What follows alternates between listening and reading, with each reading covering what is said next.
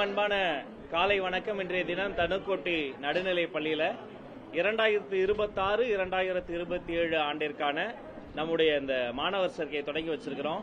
எங்களுடைய குட்டீஸ், எங்கள் கண்மணிகளுக்கு அவர்கள் முதல் நாள் வருவதற்காக அந்த வண்ண பென்சிலில் இருந்து, பள்ளி சீருடையில் இருந்து, புத்தக பையில் இருந்து, பாட நூல்கள், அது வெறும் பாடத்தை மட்டுமல்ல, அதுல வண்ண படங்கள்லாம் போட்டு அப்படி அந்த புதிய நூல்களை அவங்களுக்கு கொடுத்து, சாக்லேட் கொடுத்து, எங்களுடைய நாயகர்கள் நாயகிகள் இல்லையா, அவர்களுக்கு மலர் மாலை சூடி அவர்களை மகிழ்ச்சியா இன்னைக்கு வரவேற்கிறோம்.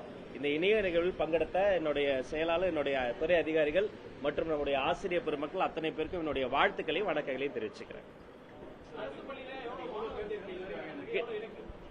4 லட்சம் மாணவர்களை சேர்க்கின்ற இலக்கை வைத்து போகிறோம். கிட்டத்தட்ட 1.5 லட்சத்தை ஆல்ரெடி தாண்டிட்டோம். இனி வரும் காலங்கள், அடுத்தடுத்த வாரங்களில் இந்த இலக்கை நோக்கி நாங்கள் பயணம் செய்து கொண்டோம்.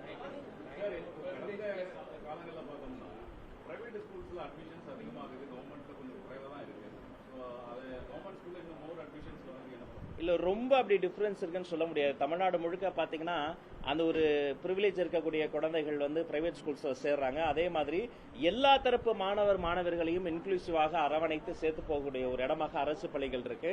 அப்படி பெரிய அளவுல வித்தியாசம் இல்ல, நெக் டு நெக் தான் இருக்கு. ஆய்வு பணிகள் செய்து கொண்டிருக்கிறோம். ஒவ்வொரு பள்ளியுமே வெற்றி பெற வேண்டும், அந்த வெற்றி பள்ளியும் வர வேண்டும். அதற்கான அறிவிப்பு விரைவில் வரும். எஸ்,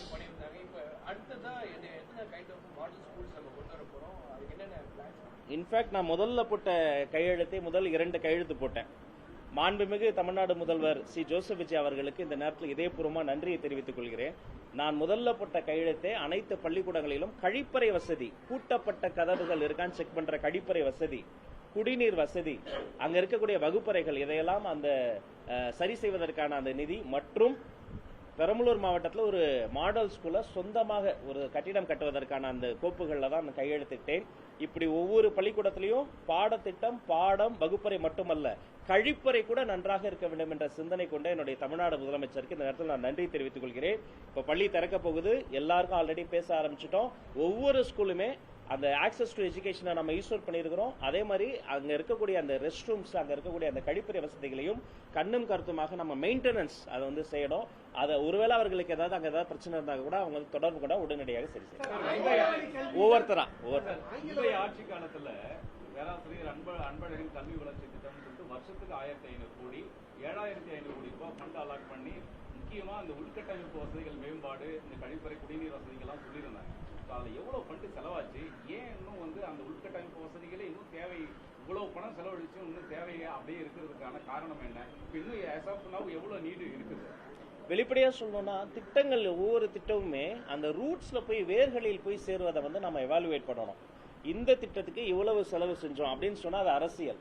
சரிப்பா, அந்த திட்டத்துக்கு அவ்வளவு செலவு செஞ்சு அதோடைய அவுட்கம் என்ன, அதோட இம்பாக்ட் என்ன மாறி இருக்கு, இன்னும் என்ன மாறணும் எடுத்தா அதுதான் வருங்காலத்திற்கான ஒரு அரசியல். அந்த வருங்கால அரசியல் நாங்க செய்யணும்னு ஆசைப்படுறோம். காலை உணவு, மதிய உணவு, இதே போன்ற திட்டங்கள் எல்லாமே இத்தனை லட்சம் பயனாளர்கள் சொல்லி பண்றாங்க. உண்மையிலே 1 லட்சம் பேர், ஒரு எக்ஸாம்பிள் சொல்றேன், 1 லட்சம் பேருக்கு சாப்பாடு போறதா கணக்காட்டுறோம். ஆனா ஒருவேளை அங்க 80,000 பேர் தான் சாப்பிடுறாங்க, 20,000 பேர் சாப்பிடாம போய் கணக்காட்டிட்டாங்கன்னா அதை நாங்க டாலரேட்டே பண்ண மாட்டோம், கடுமையான நடவடிக்கை எடுப்படும். எத்தனை பேர் பயனாளர்களோ அத்தனை பேருக்கு மட்டும் 100% அதை போய் சேருவதற்கான அந்த மானிட்டரிங் சிஸ்டம்ஸும் நாங்க வைத்திருக்கிறோம். அதை இன்னும் மேம்படுத்துவோம். ஆங்கில வழி கல்வி தான் இப்ப மாணவர்கள் நோக்கி வராங்க. ஆனா எய்டட் ஸ்கூல்ல ஆங்கில வழி கல்விக்கு பெர்மிஷன் கொடுக்க மாட்டீங்க. நீண்ட காலமாகவே அந்த மாதிரி தான் இருக்குது. ஆசிரியர்களை உபரி ஆசிரியர்களை தான் வச்சிருக்காங்க அப்படிங்கிற ஒரு குற்றச்சாட்டு. எய்டட் பள்ளிகளுக்கு ஆங்கில வழி கல்வி என்ன இல்ல, முன்ன மாதிரி இல்லைண்ணா. இப்ப பாத்தீங்கன்னா எல்லா பள்ளிக்கூடங்களிலுமே அந்த ஆப்ஷனுக்கு அவங்க இங்கிலீஷ் அவங்க சூஸ் பண்ண முடியும். அவங்க தமிழ் மீடியம்ல எவ்வளவு ஸ்டூடெண்ட்ஸ் சேர்றாங்களோ அதே மாதிரி ஆல்மோஸ்ட் இங்கிலீஷ் மீடியத்துல அவங்க சேர்றாங்க. எல்லாமே அவங்களை என்ஹான்ஸ் பண்றது தான். நம்மளை பொறுத்த வரைக்கும் இருமொழி கொள்கை என்பது இந்த மண்ணுக்கானது, எங்கள் மாணவர்களுக்கானது, அது எங்க டிஎன்ஏலே இருக்கிறது. அதுல ஆங்கிலம் என்பது அவர்களுக்கு கற்றல் ஏதாவது குறைபாடுகள் இருந்தா கூட ஸ்பெஷலா அந்த குழந்தைகளுக்கு அதை என்ஹான்ஸ் பண்ணுவதற்கான முயற்சிகள் செய்யறோம். ஆசிரியர் பற்றாக்குறை 2 நாள் முன்னாடி கூட டிஆர்பிக்கு ஒரு ரெக்வெஸ்ட் லெட்டர் கொடுத்துருக்கிறோம். உடற்கல்வி சொல்லி தர அந்த பிடி டீச்சர்ஸ் கூட வேகன்சியை சீக்கிரம் போடுங்கன்னு சொல்லி டிஆர்பிக்கு ரெக்வெஸ்ட் பண்ணிடுறோம். இல்ல எய்டட் பள்ளிக்கு இதே மாதிரி தான். அவர்களுக்கு என்ன பிரச்சனை இருந்தாலும் மனுவாக எழுதி கொடுத்துட்டாங்கன்னா சம்பந்தப்பட்ட டாக்டர்ஸுக்கு பேசிட்டு ஃபர்ஸ்ட் நானே இதுவே ஒரு எய்டட் பள்ளிக்கூடம் தானே, இங்க வந்து குழந்தைங்களோட குழந்தை இடம் இருக்கிறோம், டெஃபினட்டா அவங்களுக்கு தேவையானதும் செய்திருப்போம். எஸ் என்ன டிமாண்ட்ஸ் வந்து மெயினா ஏன்னா இங்க ஸ்கூல் எஜுகேஷன் பார்ட் வர ஃபண்ட்ஸ் வர வேண்டியது இருக்கு, அதுக்கெல்லாம் டிமாண்ட்ஸ் வைக்கப்பட்டுச்சா? அதாவது ஏற்கனவே அதை சொல்லிட்டோம். நம்ம தமிழ் தாய் வாழ்த்து நம்முடைய அரசாங்கம் எப்போதும் தமிழுக்கு தான் முதல் முக்கியத்துவம் தருவோம். அது வெறுமனே மேடைகளை பேசிட்டு அதுக்கப்புறம் அப்படியே விடுறது கிடையாது. ஏன்னா அதை நாங்கள் வந்து ஒரு பொலிட்டிக்கல் விஷயங்கிறத தாண்டி அது நம்முடைய ப்ரைட், அது நம்முடைய முக்கியமான விஷயம். அதனால அதுக்கு சட்டப்படி முறைப்படி அதை வந்து செய்யணுங்கிறதுக்காக தான் நம்ம வந்து குறிப்பிட்டிருக்கிறோம். எந்த பிரச்சனைகளும் அப்படிதான், அங்க என்ன நடந்தது என்ன பேசணுங்கிறத வெளிப்படையாக சொல்லிட்டோம். எல்லாமே இந்த மாநிலத்தின் நலம், இந்த ஸ்டேட் வெல்ஃபேர் தான் நம்முடைய ப்ரையாரிட்டி. அதை முன்னிறுத்தி பல விஷயங்கள் வந்து பேசுறது. ரொம்ப நாளா கேட்டுக்கிட்டே இருக்கோம். வந்து ஜெய் சார் வந்து அது பயங்கரமா இது பண்ணியிருந்தாங்க. இப்போ அதுல நம்ம என்ன ஸ்டாண்ட்? இல்ல அதுவுமே அதே தான். நம்ம வந்து எல்லா ஆய்வு பணிகளையுமே நிறைவு செய்து சில விஷயங்களை சட்ட ரீதியா போராடுறோம், சில விஷயங்களை சட்டமன்றத்தில் வச்சு போராடுறோம், சில விஷயங்களை மக்கள் மன்றத்தில் வச்சு போராடுறோம். ஆனா இது அதிகாரத்துல நிர்வாகத்துக்குள்ளார இதுவரைக்கும் இந்த மண்ணுக்காக, இந்த தமிழ்நாடு மக்களுக்காக எல்லாருமே இந்த ஃபார் த பீப்புள்னு எடுத்த ஸ்டாண்ட் அதே ஸ்டாண்டு தான். அதுல கட்சி பேதமோ கட்சி பாகுபாடோ கிடையாது.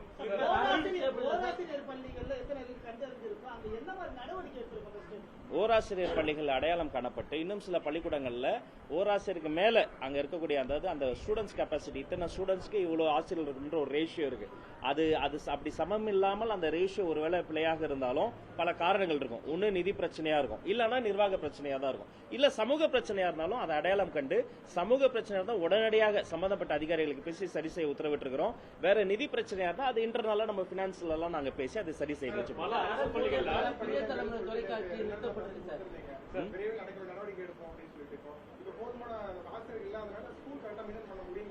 இல்ல ஆசிரியர்கள் தான் எங்களுக்கு, அதாவது எப்படி எங்களுக்கு ஸ்டூடெண்ட்ஸ் பேரண்ட்ஸ் அவர்கள் எங்களுக்கு முக்கியமோ ஆசிரியர்கள் எங்களுக்கு முக்கியம். அந்த ஆசிரியர்கள்னா நாங்க யாருமே இங்க வந்து உட்கார முடியாது. நானே ஒரு ஸ்லோ லேர்னர், நானே ஒரு ஆவரேஜ் ஸ்டூடெண்ட், இங்க வந்து உட்கார்ந்ததுக்கு என்னோட டீச்சர்ஸ் தான் காரணம்.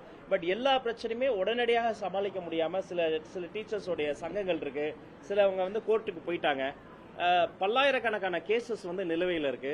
அப்படி நம்ம உடனடியாக அதுக்கு வந்து நம்ம எதுவும் பண்ண முடியும். பட் நம்ம கெப்பாசிட்டியில் இதெல்லாம் உடனடியாக தீர்க்க முடியுமோ அதை உடனடியாக பண்ணிட்டோம். நீதிமன்றத்தில் இருக்கிற சட்ட ரீதியா இது